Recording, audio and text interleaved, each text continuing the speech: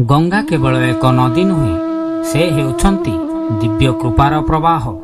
आज आमे जानिबा गंगा किपरि स्वर्गरु पृथ्वी को आसिले, काईकि शिव तांकु जटारे बंद कले एवं काईकि तांकु त्रिपथका बोली कुआगला। पौराणिक कथा अनुसारे जेतेबेले बामन तिनि पादरे समस्त ब्रह्मांड मापिले, तांको पादकु ब्रह्मा पवित्र जलरे प्रक्षालन कले। सेई जल हेला दिव्य गंगा। प्रथमे से स्वर्गरे मंदाकिनी नाम प्रवाहित हेले। परे राजा सगरंक 60,000 पुत्र ऋषि कपिलंक तपस्या भंग करिदेले।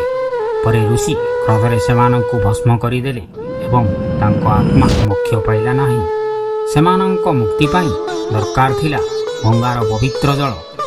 एबे आसिले राजा भागीरथ। से समस्त सुख त्याग करी हिमालय घर तपस्या कले। वर्ष वर्ष कठिन साधना परे तांको भक्ति रे प्रसन्न होई गंगा पृथ्वी को आसीबाकू स्वीकार कले। किंतु से कहिले, मोर प्रभाव रे पृथ्वी सही परिबो नाही। तापरे भागीरथ शिवंक आराधना कले। शिव हसी कहिले, मु तांको मोर जटारे धारण करिबी। जेतेबेले गंगा वज्र भଳି तळे पड़िले, शिव तांको जटारे बंद करिदेले। गंगार अभिमान भंग ହେଲା। परे शिव धीरे धीरे तांको पृथ्वी को मुक्त कले। पथरे गंगा धीरे धीरे गति करी जाउथिबा बेले ऋषि जन्मंक आश्रम को बन्यारे बसाई देले।